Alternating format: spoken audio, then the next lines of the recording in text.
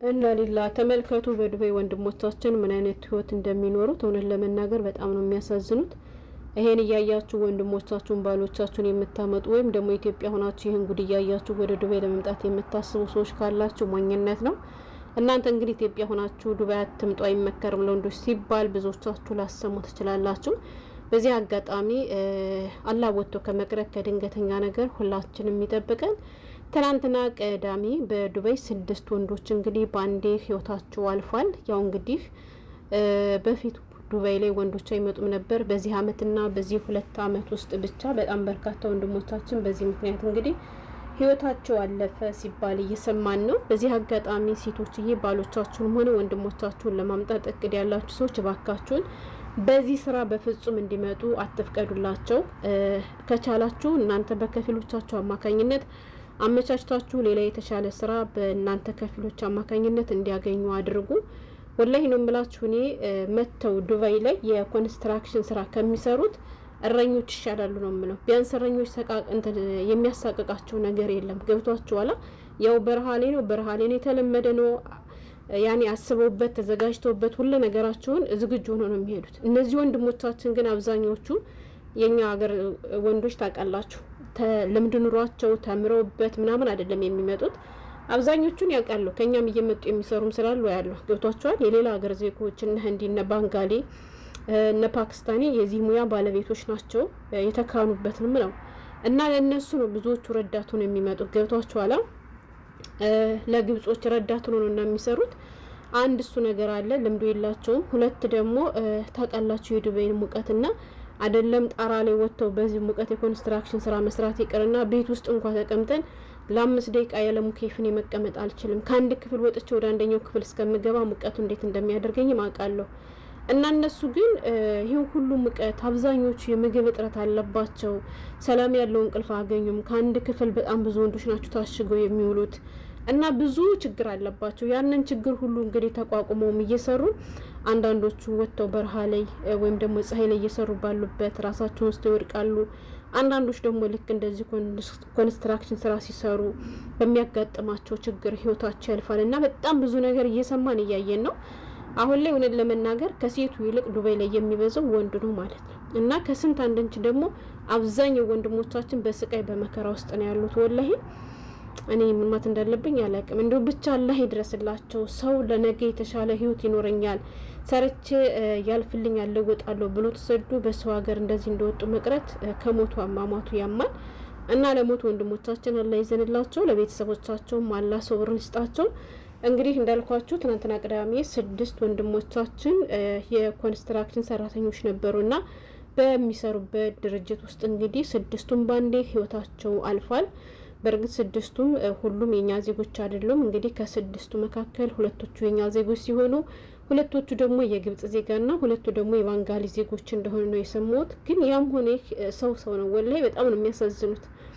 ሰው ነው ገባችሁ። እኔ ከዜግነታቸው ጉዳይ የለኝምና ከባድ ነው። ግን እኔ የገረመኝ አላቅም ማለት ግብጾች ይሰደዳሉ እንዴ? ግብጾች ሀብታም አይደሉም እንዴ? እስኪ ንገሩ። በአብዛኛው ግን እንደዚህ ያለ ስራ የሚሰሩ እነማን ታውቃላችሁ? ሀበሾች ናቸው። ለምን በሌላ ትምህርት ወይም ደግሞ የተሻለ ትምህርት ወስደው በተሻለ ስራ ይመጡ። ገብቷችኋል?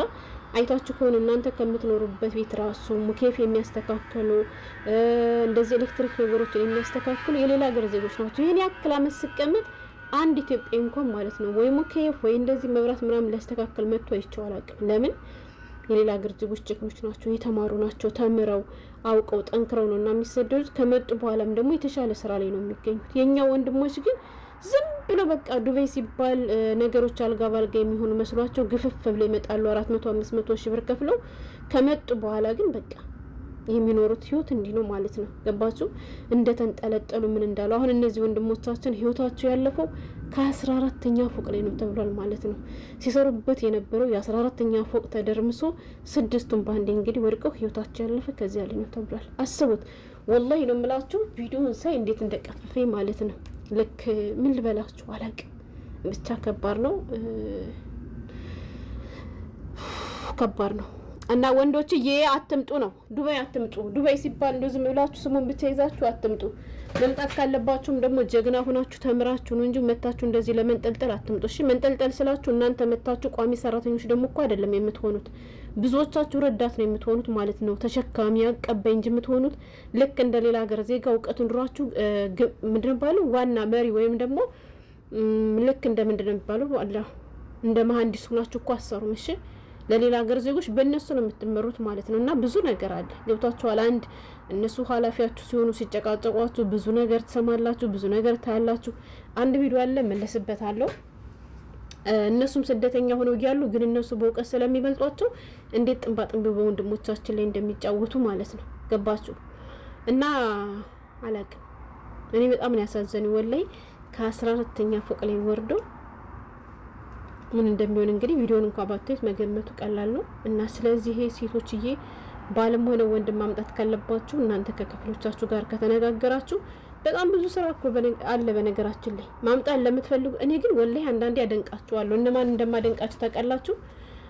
ወንድሞቻችሁ መጥተው በረሃ ላይ እየሰሩ ወንድሞቻችሁ መጥተው እንደዚህ ኮንስትራክሽን ስራ እየሰሩ እናንተ እንቅልፍ ተኝታችሁ የምታድሩ ሰዎችን አመሰግናችኋለሁ። ወላሂ አመሰግናችኋለሁ። እኔ ራሴ ቀቅድ እላታለሁ እንጂ በህይወት የማድረግ የማልፈልገው ነገር ቢኖር ወንድሞችን አረብ ሀገር ማምጣት ማለት ነው። ራሴ የፈለኩትን ያክል ዋጋ በከፍል ይሻለኛል።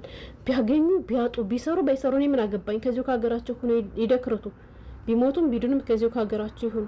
አውቃለሁ ብዙዎቹ ተው ሲባል እንኳን ስለማይሰሙ ነው። በዚህ አጋጣሚ ዱባይ መታችሁ በየአረብ ሀገራቱ በስራ ላይ ያላችሁ ሰዎች ደግሞ ማለት ነው ያልሆነ ነገር አታውሩ። ሀቁን ተናገሩ። ትክክለኛ የምትኖሩትን ህይወት ነው ደግሞ ሶሻል ሚዲያ ላይ መናገር ያለባችሁ እንጂ እናንተ በሳምንት አንድ ቀን ተዋውሳችሁም ተከራይታችሁም ዝንጥ ብላችሁ ለብሳችሁ ምናምን በፎቶ እያሸበረቃችሁ ሰውን አትሞትቱ ማለት ነው። እሺ ያለውን እውነት በግልጽ ተናገሩ። ገብቷችኋል? ልክ እንደኛ እንደ አረብ ሀገር ሴቶች ለቤተሰቦቻችን ስንደውል የምንኖረው ህይወት ሌላ ነው፣ ለነሱ የምንናገረው ህይወት ሌላ ነው። እኛ እንኳን ቤተሰቦቻችን እንዳይጨነቁ ብለን ነው። እናንተ ደግሞ አይሱ ዱባይ ሄዶ አለፈለት፣ አይሱ ሳውዲ ሄዶ አለፈለት እንድትባሉ ብቻ የማትኖሩትን ህይወት አታሳዩና ምን ያክል ከባድ እንደሆነ ልክ እንደዚህ ዋጋ ከፍሎ ከሀገራቸው ላይም ከሰሩ መለወጥ እንደሚችሉ አስረግጣችሁ ንገሯቸው። እሺ አስረግጣችሁ ንገሯቸው። ወላሂ እኛ ያው የራሴ ስራ ነው ብለን አመመኝ ደከመኝ ደበረኝ እያልን እየተውነ እየሮጥነ ስንፈልግ እየተኛን እንጂ ከሀገራችን ላይም ልክ ከሰው ሀገር ላይ መተን ልክ ኃላፊዎቻችን ይቆጡናል፣ ልክ ካልሰራን ደሞዛችን ይቆረጥብናል፣ ልክ ካልሰራን ከስራ እንባረራለን ብለን አስበን ተግተን ያላርም እንቅልፍ ቀጥረን እንደምንተኘው ሁሉ ከሀገራችን ላይም እንደዚህ አድርገን ከሰራን የማንለወጥበት ምንም አይነት ምክንያት የለም። እና አታምጡ ወንዶች፣ ወጣቶች አለቁ። ወላሂ ወጣቶች አለቁ። በጣም ነው የሚያሳዝኑት። አላቅም እና ይሄ ልላችሁ ነው የመጣሁት፣ ሌላ ነገር አይደለም። እና ወንዶችዬ ደግሞ ስትሰሩ ባካችሁን ካለ በታች ጥንቃቄ አድርጋችሁ ራሳችሁን ጠብቃችሁ ስሩ። አላህ ወጥቶ ከመቅረት ከድንገተኛ ነገር ሁላችንም የሚጠብቀን። ይሄን ለማለት ነበር የመጣሁት። እህቶች ደግሞ ካላችሁ ወንድሞቻችሁ እንደዚህ ዱባይ ምናምን ያሉ አግዟቸው። እሺ ለምን ብትሉ ብዙዎቹ የምግብ ችግር አለባቸውና ቢያንስ በረፍት ቀናቸው እናንተ ምግብ አዛችሁላቸው ምግብ ገብዛችኋቸው አንዳንዴ አለውልህ ወንድም ይበሏቸው ማለት ነው። ወላይ በተለይ እዚህ ዱባይ ላይ ምን ዱባይ ላይ ብቻ ስደት ላይ እህት የሌለው ወንድ በጣም ነው የሚጎዳው። ገባችሁ? እህት ካለች ግን እንደምንም ተሽጎጥቁጣም ቢሆን ምንም ብላ መቼም ታጎርሰዋለች። እና እርዷቸው ነው የምለው። ወላይ ግዴታ እናንተ ካላችሁበት የት መስራት አይጠበቅባችሁም። ብራችሁን ይጭነቀው ከኦንላይን ጠልባችሁ ካሉበት ቦታ እንዲያደርሱላችሁ ማድረግ ትችላላችሁ። እኔ ኮንትራት ቤት ነኝ፣ ለወንድሜ ምግብ መስራት አልችልም፣ ለወንድሜ እንዲህ ማድረግ አልችልም ማለት አትችሉም። አሁን ላይ ሁሉም ነገር እንደፈለጋችሁ ነው። ገንዘባችሁን ይጭነቀው እንጂ ማለት ነው። መዳማችሁ ጥሩ ሰው ከሆነች ደግሞ ለመዳማችሁ አስፈቅዳችሁ ቤታችሁ ሰርታችሁ ማቀበል ትችላላችሁ። ግን እነሱ የሚፈቅዱላችሁ ከሆነ ገንዘባችሁን ይጭነቀው እንዳልኳችሁ ብትፈልጉ ከአረብ ብትፈልጉ ከሀበሻ ምግብ ቤት የፈለጋችሁትን ነገር ጠልባችሁ ወንድማችሁ ያለበትን ሎኬሽን ተቀብላችሁ እናንተ ብሩን አስገብታችሁ ከዚህ ቦታ አድርስልኝ ብትሉት ያደርስላችኋል። እና ወንድሞች አለ ያግዛችሁ። ወላሂ በጣም ነው የምታሳዝኑኝ ዱባይ ያላችሁ ወንዶች። እንዳልኳችሁ ኮንስትራክሽን ከሚሰሩ እረኞች ይሻላሉ። ነጻነት አላቸው፣ ሰቀቀን የላቸውም፣ ይወድቃሉ፣ ይከሰከሳሉ ብሎ የሚያሰጋ ነገር የለምና አላህ ወጥቶ ከመቅረት ሁላችንም የሚጠብቀን። ሰላም ነው።